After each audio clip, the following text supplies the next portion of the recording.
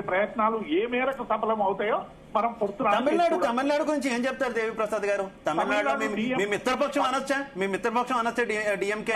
కొంత సన్నిహితంగా ఉంటారు కదా అంటే రాజకీయంగా పూర్తిగా కలవకపోయినప్పటికీ కూడా. మాకెవ్వరు మిత్రపక్షం కాదండి, ఇంకా మేము ఎవరితో మిత్రపక్షం లేను. కానీ ఏవైనా సమస్యలు వచ్చినప్పుడు ఆ సమస్యలతో ఏకీభావం ఉండడం అనేటువంటిది రాజకీయ పార్టీలో సహజం. ఒక్కొక్క సందర్భంలో కొన్ని రాజకీయ పార్టీలు లేవనెత్తినటువంటి అంశాల పట్ల మేము కూడా కొంత పాజిటివ్ గా స్పందించినటువంటి మాట నిజం. అయితే ఇక్కడ ద్రవిడియన్ కు సంబంధించినటువంటి విషయంలో డెఫినెట్ గా అక్కడ డిఎంకే అధికారంలోకి వస్తుందనేటువంటి విషయం కొంతమేరకు అర్థమైతా ఉంది. అక్కడ సినీ యాక్టర్ మన ఎవరైతే విజయ్ గారు పోటీ చేసిండ్రో వారు దాదాపుగా పెద్ద ఎత్తున ఓట్లు చీల్చిండ్రు అనేటువంటి విషయాన్ని కూడా ప్రజలు చెప్తా ఉన్నారు. కానీ ఎప్పుడైనా తమిళనాడు ఎన్నడూ కూడా భారతీయ జనతా పార్టీ పట్ల అనుకూలత చూపలేదు.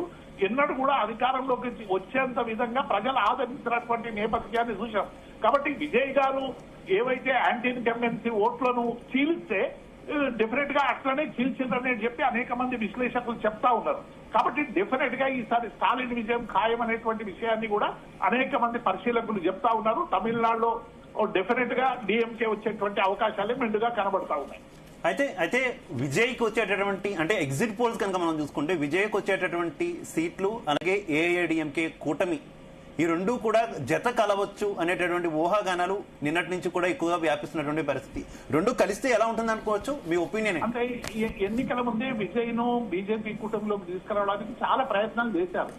కానీ ద్రవిడియన్లు సహజంగానే బీజేపీ పట్ల కొంత వ్యతిరేకత ఉన్నటువంటి నేపథ్యంలో కొంత మార్పు తీసుకురావడానికి అక్కడ ఉన్నటువంటి గత అధ్యక్షుని కూడా పక్కకు పెట్టి కొత్త పద్ధతిలో ఈసారి బీజేపీ కొద్ది ఎన్నికల వ్యూహం మార్చి ఎన్నికలకు పోయినటువంటి విధానం కూడా చూసినాం.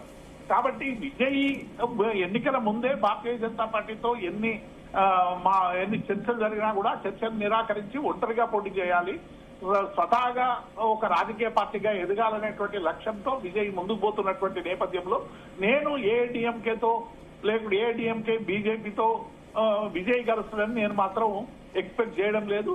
అటువంటి అవకాశమే రాకుండా స్టాలిన్ కు క్లియర్ కట్ మెజార్టీ వస్తుందనేటువంటి విశ్వాసం నమ్మకం ఇవాళ అనేక మంది పత్రికల్లో మనం వార్తలు చూస్తుంటే కనబడతా ఉంది. ఒకరైతే విజయ అధికారంలోకి వస్తారని ఒక సంస్థ కూడా ఇచ్చినటువంటి పరిస్థితి చూసినాం. అంటే ప్రజలను బాగా కన్ఫ్యూజ్ చేయడానికి ఈ సర్వే సంస్థలు మొత్తంగా కూడా మే 4 వరకు ప్రజల్ని ఒక రకమైనటువంటి కన్ఫ్యూజన్ లో నెట్టడానికి ప్రజాభిప్రాయాన్ని సరైనటువంటి రీతిలో ఆవిష్కరించేటువంటి ప్రయత్నం రకరకాలుగా.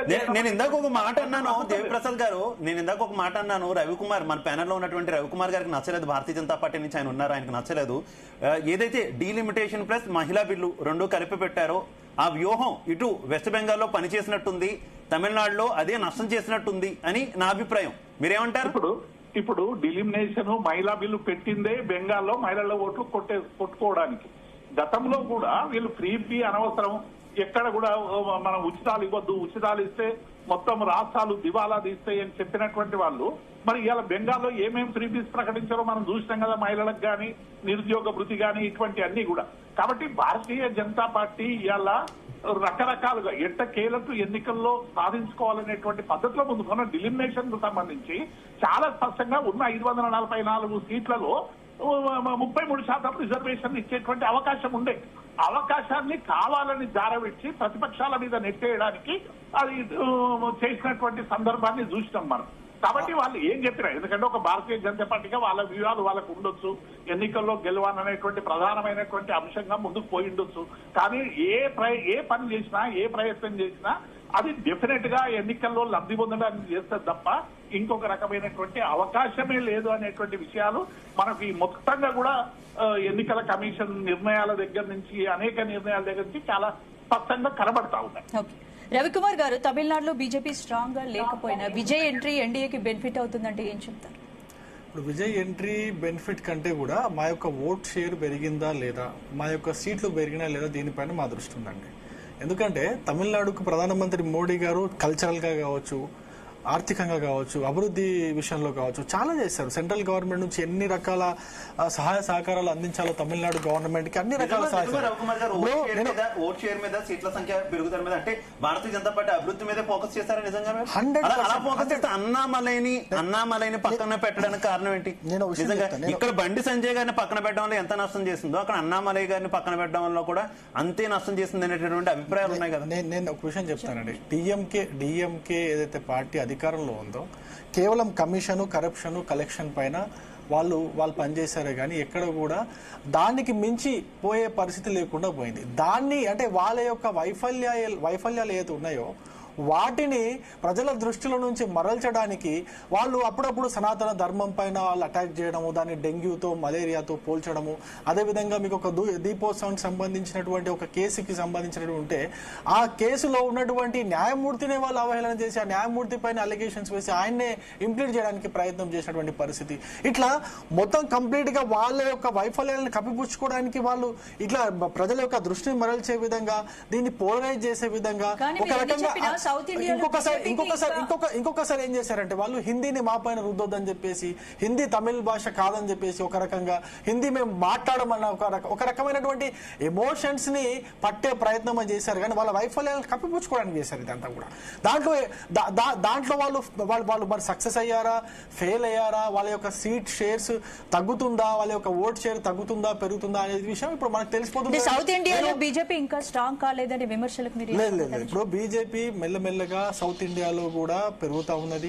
మా యొక్క ఓట్ షేర్ పెరుగుతా ఉన్నది. మీరు ఎందుకు తెలంగాణ ఉదాహరణ తీసుకొని రాదండి? తెలంగాణలో అసెంబ్లీ ఎలక్షన్ జరిగిన తర్వాత మరి ఇదే దేవిప్రసాద్ గారి పార్టీకి ఏమి ఓట్లు ఇవ్వలేదు, ఏం సీట్లు ఇవ్వలేదే వాళ్ళు. మాకు సగం సీట్లు ఇచ్చారు కదా. మాకు సగం సీట్లు ఇచ్చిన తర్వాత జరిగినటువంటి ఎమ్మెల్సీ ఎలక్షన్ లో కూడా మీరు చూడండి, ఆ ఎమ్మెల్సీ ఎలక్షన్ లో మరి దేవిప్రసాద్ గారి పార్టీ నుంచి కనీసం క్యాండిడేట్లను పెట్టే ధైర్యం కూడా చేయలేకపోయారు కదా వాళ్ళు. మరి తెలంగాణను తీసుకొచ్చేటువంటి పార్టీ, తెలంగాణ అస్తిత్వాన్ని కాపాడుతున్నటువంటి పార్టీ కదా, ఆ ధైర్యం కూడా చేయలేకపోయారు. వాళ్ళ క్యాండిడేట్ కూడా దొరకలేరు కదా. దాని తర్వాత జరిగినటువంటి మాకు పార్టీ మెంబర్షిప్ మేము చేస్తే అండి, మాకు తెలంగాణలో 40 లక్షల పార్టీ మెంబర్స్ అయ్యారండి.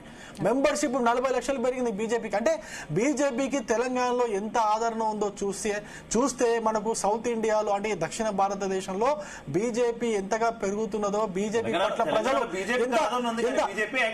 లేదు అన్ని ఉన్నాయి. అంటే మేము సరే ఎక్కడైనా చిన్న తప్పులు జరిగిండొచ్చు, మా యొక్క స్ట్రాటజీలో కావచ్చు, మా యొక్క వ్యూహాల్లో కావచ్చు, ఎక్కడైనా తప్పులు జరిగిండొచ్చు, జరుగుతూ ఉంటాయి. వాటన్నిటిని కూడా అధిగమించే ప్రయత్నం చేస్తాం. వాటన్నిటిని అధిగమించి ప్రజల యొక్క ఆశయాల మేరకు, ప్రజల యొక్క కోరిక మేరకు తెలంగాణ రాష్ట్రంలో కావచ్చు, అదేవిధంగా దక్షిణ భారతంలో కావచ్చు, ఏ విధంగా అయితే ముందుకు వెళ్ళాలో ఆ విధంగా ముందుకు వెళ్ళే ప్రయత్నం చేస్తున్నాం. కాంగ్రెస్ పార్టీ నుంచి మానవతారాయ్ గారు జాయిన్ అయ్యారు. నమస్తే మానవతారాయ్ గారు, ఆడియో క్లియర్ గా ఉందా? మ్యూట్ లో ఉన్నారు.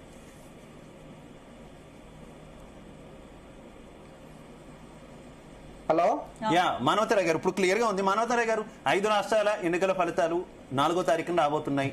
నిన్నటి నుంచి ఎగ్జిట్ పోల్స్ చూస్తున్నాం. నిన్న దాదాపుగా మెజారిటీ ఎగ్జిట్ పోల్స్ అన్ని వచ్చాయి. ఈ రోజు 1-2 కూడా వచ్చినటువంటి పరిస్థితి. ముఖ్యంగా చూసుకుంటే అటు వెస్ట్ బెంగాల్ కావచ్చు, తమిళనాడు కావచ్చు, ఈ 2 రాష్ట్రాల మీదే ఎక్కువగా అందరి ఫోకస్ ఉన్నటువంటి పరిస్థితి.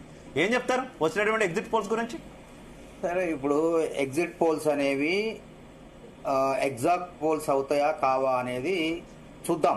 ఎందుకంటే దాదాపు ఇప్పుడు కొన్ని రాష్ట్రాల్లో కొన్ని పార్టీలకు అనుకూలంగా, కొన్ని రాష్ట్రాల్లో కొన్ని పార్టీలకు వ్యతిరేకంగా ఇవ్వటం జరిగింది.